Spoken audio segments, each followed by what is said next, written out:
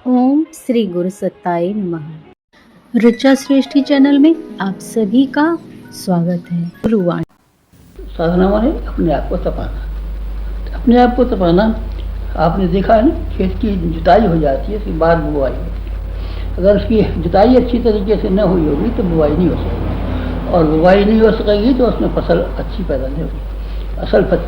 फसल अच्छी पैदा करने के लिए ये बहुत ज़रूरी है कि बुआई ठीक तरीके से की जाए। और बुआई करने से पहले ये बहुत ज़रूरी है कि खेत को जोत करके ऐसा मुलायम बना लिया जाए कि उसमें कंकड़ पत्थर अमुक चीज़ तमुक चीज़ कुछ नहीं है, बिल्कुल साफ़ सुथरी ज़मीन हो जाए। फिर आप बोइए, तो आप बोएंगे बिल्कुल पैदावार होगा। और आप ज़मीन के साथ में जद्दोजहद न करेंगे, ज़मीन के साथ में लड़ाई नहीं लड़ेंगे, ज़मीन को इस तरीके से मुलायम नहीं बनाएंगे तो आप फिर नहीं फायदा कर सकेंगे। कपड़े की धुलाई पहले करनी पड़ती है, रंगाई बाद में। आप रंगाई बनाएंगे अच्छा कपड़ा रंगेंगे तो कैसा मैला कपड़ा रंगेंगे? मैला कपड़ा नहीं रंगा जा सकता। नहीं साहब, काला कपड़ा ऐसी को आप रंग दीजिए, गुलाबी रंग दीजिए, गलत बात है। ये जब तक आप धो करके इसकी मलिनताएँ साफ नहीं करेंगे तब तक धोया नहीं जा सकता। राम नाम एक तरह की रंगाई है, भगवान की भक्ति एक तरह की रंगाई है। इसके लिए धुला हुआ कपड़ा चाहिए, साफ सुथरा चाहिए। साफ सुथरा अगर नहीं रखेंगे तब फिर बिल्कुल मुश्किल की बात है। माँ अपने बच्चे को गोदी में लेने की इच्छुक होती है, गोदी में ले लें, लेकिन बच्चे ने टट्टी कर ली और टट्टी से कपड़े मैले कर लिए और अपने बाल भी टट्टी में सान लिए और हाथ में सान लिए। जैसे ही माँ उधर से निकली, बच्चा रोने लगा, मम्मी दूध पिएंगे, गोदी में आएंगे ना। है तो माँ का बच्चा, पर गंदे को लेगी क्या? गोदी में गंदे को नहीं ले सकती। माँ ने कहा नहीं, गलत बात है, अभी ठहरना पड़ेगा। माँ ने पानी लगाई, गर्म पानी लाई, गर्म पानी से उसको धोया, उस पुराने वाले गंदे कपड़ों को उतारा, साफ कपड़े पहनाए, जहाँ जहाँ उसको टट्टी लगी हुई थी सब धोई, उसके बालों को धोया, हाथों को धोया, साबुन से धोया, फिर सुखाया। सूख करके जब बच्चा ठीक हो गया तो उन्होंने छाती से लगा लिया, गोदी में ले लिया, ये कर लिया। भगवान भी ठीक इसी तरह के आदमी, पहले कुछ चले आदमियों को नहीं लेते, नापसंद करते। भगवान नापसंद करते हैं। हर आदमी से ये कोशिश करते हैं कि कोई मेरा कुचला आदमी ना हो, साफ सुथरा आदमी हो। साफ सुथरा मेरा मतलब शरीर से नहीं है, शरीर से नहीं है, भीतर से भी है। पूजा पाठ करने आप जाते हैं तो साफ सुथरा कर रखते हैं कि नहीं रखते? कमरे को साफ करते हैं, शरीर को साफ करते हैं, कपड़ों को साफ करते हैं, बर्तनों को साफ करते हैं। सब कुछ जो पूजा का घर है उसमें साफ सुथरापन से जाया जाता है, मैला कुचैलेपन से नहीं जा सकेंगे। आप जूते पहन के जाएंगे, कैसे बात बनाइए?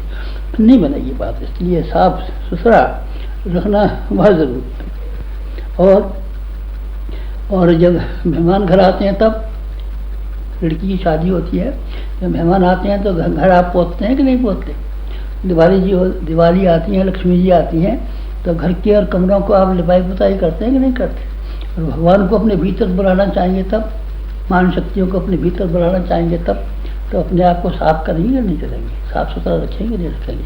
तपस्या इसी का नाम है, तपस्या इसी का नाम है, साधना इसी का नाम है कि अपने अंदर से जो बुराइयां हैं, जो हमारे अंदर की भूलें हैं, अपने अंदर जो कमियां हैं, अपने अंदर जो दोष और दुर्गुण हैं, अपने अंदर जो कसार और कलमश हैं, इनसे जद्दोजहद करने में, लड़ाई लड़ने में जो मेहनत करनी पड़ती है, कठिनाई उठानी पड़ती है, वो सारी की सारी हम कठिनाइयों को खुशी खुशी उठाएं। इसी का नाम है। इसी का नाम क्या है? इसी का नाम है साधना। साधना इससे कम में नहीं होती, इससे कम में से साधना नहीं होती। आप बर्तन में पानी लेंगे, कितना पानी लेंगे? बर्तन आपका जितना बड़ा उतना पानी मिलेगा। बरसात हो रही हो बहुत जोरों की, तो आपके पास जो भी बर्तन हो आप खुले में रख दीजिए, उतना ही भरा हुआ पानी मिलेगा। कटोरी आपके पास छोटी सी हो तो आप कटोरी रख दीजिए, कटोरी भर के पानी मिल जाएगा। थाली हो, थाली भर के पानी मिल जाएगा। और अगर आपके पास गड्ढा है तो गड्ढा भर के पानी मिलेगा। तालाब आपका है तो आपको तालाब में जब भयंकर वर्षा होती है तो तालाब रातों रात भर के पूरे हो जाते हैं। आपके पास क्या है बोलिए, उसी के हिसाब से देंगे। ईसा भगवान की कृपा होगी तो देंगे, कृपा होगी तो फिर काय में देंगे, ये तो बताइए। जब तक आप अपनी पात्रता के बारे में साफ नहीं हो जाते कि आपकी पात्रता कितनी है और आपने अपने आप को कितना सर्कस के तरीके से मुनासिब बना लिया है, उसी हिसाब से आपको मिलेगा। घोड़ा जितना चाल चलना जानता है, उस हिसाब से पैसा मिलता है। गाय जितना दूध देती है उतना पैसा मिलता है, जो जितना घोड़ा तेजी से चलता है उस हिसाब से जो खरीदार है पैसा देता है। आपकी पात्रता क्या है, पात्रता बताइए ना, पात्रता से हमें क्या करना है। भगवान तो बड़े दयालु हैं और बिना बिना कृपा के ही सबसे ऐसे कर देते हैं ना, सबसे ऐसे नहीं करते। अगर आपका कमंडल में छेद है तो डूब जाएंगे आप, देख लें। नहीं साहब नाप पार लग जाएगी, नाप का मल्ला बहुत अच्छा है, नाप का मल्ला तो बहुत अच्छा है, आप बैठने वाले भी अच्छे हैं, लेकिन नाप में सुराख कर रखे हैं तब फिर आपकी नाप डूबेगी। और आपका कमंडल और आपने बर्तन कोई रखा हुआ है, सुराख नहीं है, तो ये बराबर पानी पे तैरता रहेगा। और आपने छेद कर दिया इसमें, तो छेद में पानी भरना शुरू होगा, और छेद में पानी भरने के बाद में आपका कमंडल डूब जाएगा, आपकी नाप डूब जाएगी। आप जो कुछ भी करेंगे वो बिना डूबे बिना फिर नहीं रह सकते। क्यों? क्योंकि आपने छेद कर दिया। छेद करने में जहाँ कहीं भी सारी जिंदगी भर हम तैयारी करते रहे कि अपने छेदों को बंद करते रहे, छेद कहीं न हो जाए, वहाँ उसका ध्यान रखते रहे। वासनाओं की बाबत, तृष्णाओं की बाबत, अहंता की बाबत, ये 3 सुराख है, इन्हीं को भवबंधन कहते हैं। भवबंधन मनुष्य की ख्वाहिशें, आध्यात्मिक ख्वाहिशें तो आप तब करेंगे ना जब संसार की ख्वाहिशों से मन हटा लेंगे तब।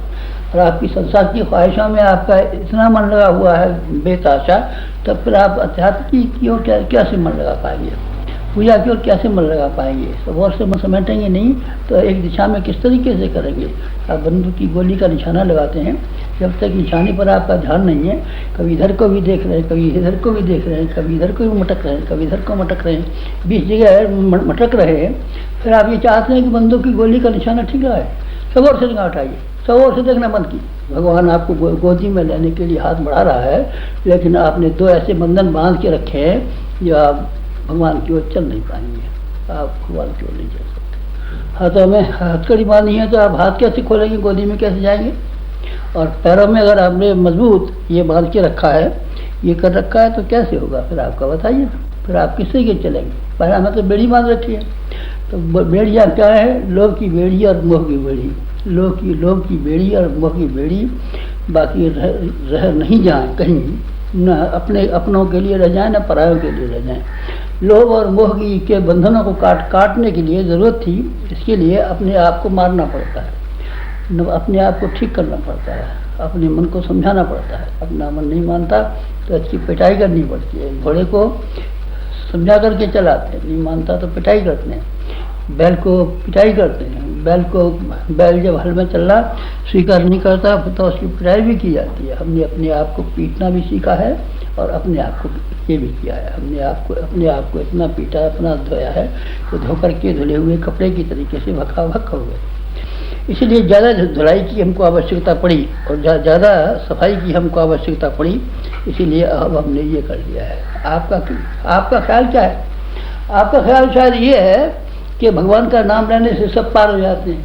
अच्छा, भगवान का नाम लेने से सब पार हो जाते हैं और अपने आप का कुछ सुधारने की जरूरत नहीं पड़ती, अपने आप को संभालना नहीं पड़ता, भगवान का नाम लेने से ही सबका उद्धार हो जाता है। अच्छा, जरा कौन कहता था आपसे? वो हमने एक दोहा पढ़ा है, तो इसलिए हम तो समझ गए थे कि ऐसे ही पार कर देता, राम नाम लिया पार हो गए। कौन सा दोहा है जरा बताना?